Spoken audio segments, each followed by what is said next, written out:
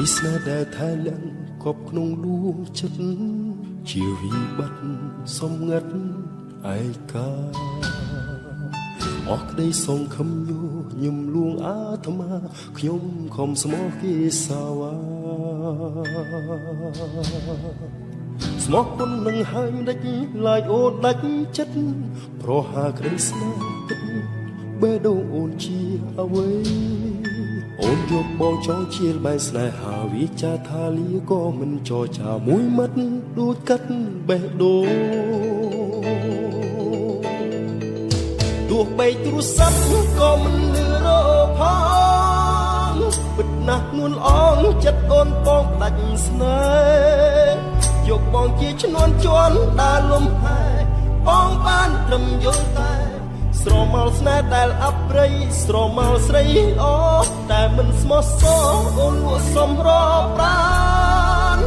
ដូចកាក្នុងថាវាមានមេអំបើថ្ងៃណារុះរយលំអងអស់ទៅ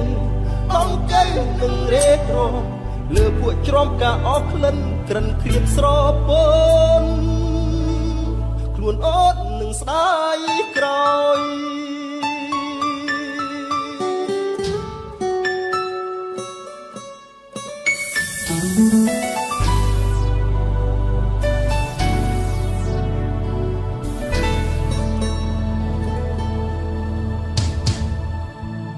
ដីស្នេហ៍ដែលថែលាក់គប់ក្នុងដួងចិត្តជាវិបត្តិសំងាត់ឯកាអស់ក្តីសង្ឃឹមយោញឹមលួងអាត្មាខ្ញុំខំស្មោះគេសាវ៉ាស្មោះពុននឹងហើយដេចឡាយអូនដាច់ចិត្តរហាក្តីស្នេហ៍ពិតបេះដូងអូនជាអ្វីអូនយកបងចង់ជាលបែស្នេហាវិចាថាលីក៏មិនចរចាមួយម៉ាត់ដូចកាត់បេះដូងទោះបីទូរស័ព្ទក៏មិនរផងពិតណាស់នួនអងចិត្តអូនបងផ្ដាច់ពីស្នេហ៍យកបងជាឈ្នួនជន់ដើរលំហែបងបានត្រឹមយល់តែស្រមោលស្នេហ៍ដែលអប្រិយស្រមោលស្រីល្អដែលមិនស្មោះសរអូនលក់សំរស់ប្រានដូចកាក្នុងថាវាមានមេអំបើថ្ងៃណារុះរយលំអងអស់ទៅតំកែនឹងរេហនលើពួកជ្រំការអស់ក្លិនក្រិនគ្រៀមស្រពនខ្លួនអូននឹងស្ដាយក្រោយទោះបីទូរស័ព្ទក៏មិនលឺរផ